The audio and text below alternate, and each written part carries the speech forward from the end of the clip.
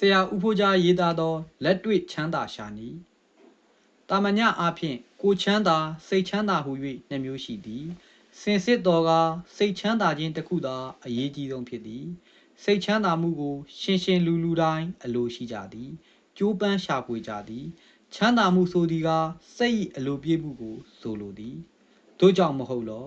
ငါးများတန်နှင့်တန်ငါသည်သည်၎င်းနွားသက်သမားသည်၎င်းလက်သမားဆရာသည်၎င်းတခိုးတပြသည်၎င်းစစ်သူကြီးသည်၎င်းစစ်သားသည်၎င်းမြင်းသမားသည်၎င်းသတင်းစာမဂဇင်းထုတ်သူသည်၎င်းယဟန်တန်ဃာသည်၎င်းပူပူရွရွ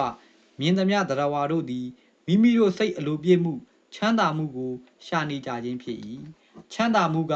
ပရမတ်ဆန်ဆန်ပြောရမည်ဆိုသောအလိုဆန္ဒငြိမ်းမှုသည်ခြေအုံးဟံ့ဥပမာညီကို၃ယောက်သည်နက်နက်အိယာထ9နာရီခန့်တွင်အကြီးကကော်ဖီ2ခွက်တောက်ရမှမိမိအလိုပြည့်၏သို့မဟုတ်ချမ်းသာ၏အလက်ကတစ်ခွက်ဖြင့်အလိုပြည့်၏အငယ်က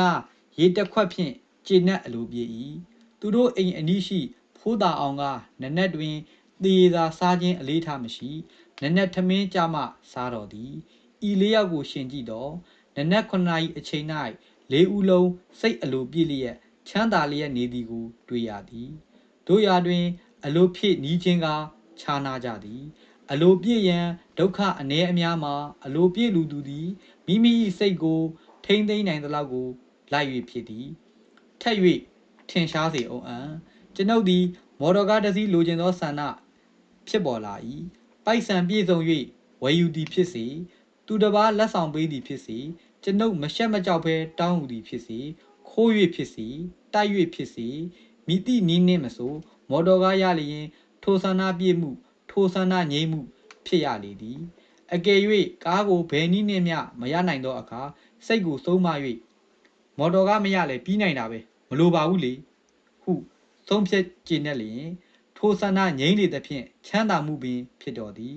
ထိုထက်အလွန်ငကိုကလေးကထိုမော်တော်ကားလိုချင်မှုဆန္ဒမပေါ်လျင်လေအလိုလိုချမ်းသာမှုပင်ဖြစ်နေမည်သည်ဤသို့စိတ်ဖြည့်တတ်လျင်ချမ်းသာမှုရနိုင်ကြောင်းကိုကျွန်ုပ်တို့အရက်ရှိစိတ်ကောင်းစွာမနှံသောဖိုးအောင်ဆိုသူကိုတွေးမိသည်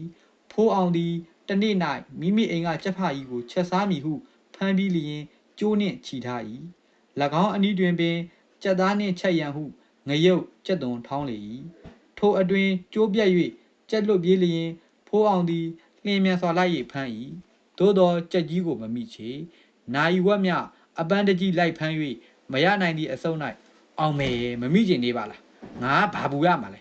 ကြက်သားဟင်းနဲ့စားရမှာမဟုတ်ပါဘူးငါပိနဲ့စားလဲဝင်တာပဲစားနဲ့စားလဲဝင်တာပဲဟိုမပူပါဘူး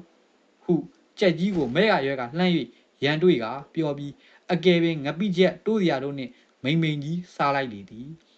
ဤဖိုးအောင်၏ပြောချက်ပြုမှုချက်တို့တွင်တရားအပြည့်ရှိ၏အထက်စကားတို့အရာဖြင့်ချမ်းသာမှုဆင်းရဲမှုသည်စိတ်တွင်တည်ကြောင်းကိုတွေ့အဖြစ်အပျက်ကိုရေးပြပါအံ့လူချမ်းသာနှင့်တွေ့ကံကျွန်ုပ်သည်ကျောင်းနေစဉ်ကိုတန်းအောင်ပြီးနောက်ຫນွေကျောင်းပိတ်ချိန်2လခန့်၌လဟတ်သက်မနေလိုအလုတ်တစုံတရာလှုပ်လို့၍အလုတ်လိုက်ရှာရာစပားပွဲသားကြီးတဦးထံ၌တာလီကလက်ခေါ်ဂယုချိုးရသောစရေးကလေးအလုတ်ကိုရ၏ထိုအလုတ်ကစပားချင်တွယ်ရာ၌တည်င်းနှစ်တင်းစသည်ဖြင့်ဒုတ်တန်ငယ်အမှတ်အသားဖြင့်မှတ်ရသောအလုတ်ဖြစ်၏လက20ကျပ်ရ၏ကျွန်ုပ်လုပ်ရသောစပားဆက်မှာမြစ်တစ်ဖက်၌ရှိသဖြင့်ထိုဆက်ကထားသောကုတို့မှာတပတ်ကို15မိနစ်20ခန့်စောင့်ရတတ်၏တညနေတွင်မြို့ဘက်ကမ်း၌ကတော့ဆောင်နေရာကျွန်ုပ်အနီးသို့မော်တော်ကားတစ်စီးမောင်းလာ၍ရက်လေသည်ထိုကားတွင်ပါသူကကျွန်ုပ်အလုပ်လုပ်နေသောဆက်မှဝင်းပိုင်ကရာနီခေါ်သောကျွယ်ဝ၍အလွန်ဩဇာကြီးသောသူဖြစ်ကြောင်းတွေ့ရ၏သူကမြန်မာသည်ထိုသူနှင့်အတူဇနီးနှင့်တကွသမီးပြို2ယောက်လည်းပါ၏ထိုဇနီးနှင့်သမီးပြိုတို့ကကျွန်ုပ်သည်ရှေးကမမြင်ဘူးချေထိုဝင်းပိုင်မှာအသက်40ခန့်ရှိ၍သမီးပြို2ယောက်မှာ20အထက်နှင့်20အောက်လောက်ရှိကြလိမ့်မည်ထိုအခါကမော်တော်ကားကိုတာမညလူမစည်းနိုင်ချေအမှန်ကလူဝိုင်းကြည့်၍ရသောအထူးအဆန်းတစ်မျိုးဖြစ်၏ကျွန်ုပ်ကိုယ်တိုင်ကဤအကြိမ်သည်မော်တော်ကားကိုအနီးသို့ကပ်၍တေးသေးချာချာကြည့်ရသောပထမအကြိမ်ဖြစ်၏ထိုအခါကျွန်ုပ်သည်အမှတ်မဲ့မနေတတ်တွေးတောတတ်သောဝါသနာအလေးရှိသည့်အလျောက် တွေးတော်လေသည်ကအော်သူတို့မှာလူဖြစ်ရကျိုးနတ်ပလီသည်ကရာနီကြီးမှာပိုက်ဆံချမ်းသာလာသည်ဩဇာတကူလေကြီးသည်ဆက်တစ်ဆက်လုံးဆိုသလိုဖိမ့်ဖိမ့်တုံအောင်ကြောက်ရသည်သူဆက်သေးဖြတ်လာလျင်စရေးကြီးငယ်ကူလီဘဲသူမဆိုရှဲခနဲလမ်းဖယ်ပေးကြရသည်တခါကအဲ့ဒီလူအလားအများကဖယ်ကြတော်လဲငါမှာရောက်စဖြစ်၍မတိပဲလမ်းမဖယ်မိသဖြင့်ဒီကရာနီကြီးကစိုက်ကြည့်သွားသည်သူလဲလွန်သွားရောငါတငယ်ချင်းစရေးဆရာဖိုးတုတ်ကကြပြာကြရာလာ၍ဟဲ့လူမင်းဒုက္ခပဲဘာဖြစ်လို့လမ်းမဖယ်တယ်လဲမင်းကိုလည်းစိုက်ကြည့်သွားတယ်သိရလားလို့မေးတယ်ငါကလည်းဟာသိမှမသိပဲပြီးတော့လဲကိုယ့်အလုပ်ကိုလုပ်နေတာဘာဖြစ်လို့ဒီလောက်ကြောက်ရမှာလဲကွာလို့ငါကပြန်ပြောတယ်ဒီတော့ဖိုးတုတ်ကဟေ့ကောင်မင်းကအင်္ဂလိပ်စာလေး6တန်းလောက်အောင်တဲ့လူဘာမဝနဲ့ဒီဆက်မှာ तू ကရှင်မြင်ပဲမင်းအလုပ်ပြုတ်ဖို့သာပြင်ပေတော့လို့တကယ်စိုးရိမ်တဲ့အနေနဲ့ပြောတယ်ဟုတ်တန်ရရဲ့အော်တကိုးဩဇာကြီးပေစွာတကားကရာနီကြော်မှာလေလက်သီးစုပ်လောက်ကြီးတဲ့စိန်နကစိန်ကျဲသည်အော်ပြေးလို့ပါကလားသမီးနှစ်ယောက်မှာတော့အရွယ်ကောင်းရုပ်ကောင်းဖြစ်ရတဲ့အပေါ်မှာစိန်ဘီစိန်လေတုံစိန်စတုံးစိန်ကျဲသည်စိန်ဆွဲကျိုးစသဖြင့်စိန်မိုးမွန်နေပါတော့ကလားသူတို့စီးလာတဲ့မော်တော်ကားဆိုတာလေအင်မတန်အံ့ဩစရာပဲကြည့်ပါလားဘိန်းမှာတက်ထားလိုက်တာတာယာခေါ်တဲ့ဟာကကြက်ပေါင်စည်းကော်ဘက်ကိုလှုပ်ထားတာနူးနူးညံ့ညံ့ကြီးပဲအထဲကလည်းတစ်ထက်ပြီးတော့လေထိုးထားပြန်တယ်ဘယ်မှာစောင့်တော့မှလဲပြီးတော့တခါဝင်ရိုးနဲ့အပေါ်ကယထာကိုအကြားမှာစပရင်ခေါ်တဲ့တန်လေးထည့်ထားတယ်ပြီးတော့တခါထိုင်ကုန်အောက်ကလည်းအဲ့ဒီလိုစပရင်တန်လေးထည့်ထားသေးတယ်ထိုင်ကုန်မှာလည်းမှု့ရတစ်မျိုးပဲကဲကြက်ပေါင်စည်းကော်ကနှစ်ပတ်နှစ်ထက်လေကတစ်ထက်စပရင်တန်လေးနှစ်ထက်မှု့ရကတစ်မျိုးတစ်ထက်အဲ့ဒီနူးနူးညံ့ညံ့အထက်ပေါ်မှာဖျားတကြားနက်ဘုံမဆိုးရုပ်ကဆိုးအာကကဆိုးအပြင်38မင်းအတွင်း38မင်းဥရှင်ကြီးတရေတစေမှင်းစားအကုန်လုံးဝိုင်းမတဲ့လူချမ်းသာဩဇာကြီးကရာနီသားအမိသားအဖတစုတို့ထိုင်ကြရတယ်။အော်အင်မတန်ညိတ်ပါပဲ။အင်မတန်အရသာစည်းစိမ်ရှိမှာပဲ။အော်ချမ်းသာစွာလူဖြစ်ကျိုးနက်လေစွာဟုများစွာအားကြချီးမွမ်းမိလေသည်။မိမိကိုယ်တိုင်ဤသို့ထိုသူတို့ကိုဗဇက်အဟောင်းသားနှင့်အံ့ဩချီးမွမ်းပြီးနောက်မိမိကိုယ်ကိုပြန်၍ကြည့်မိသည်တွေ့ရသည်က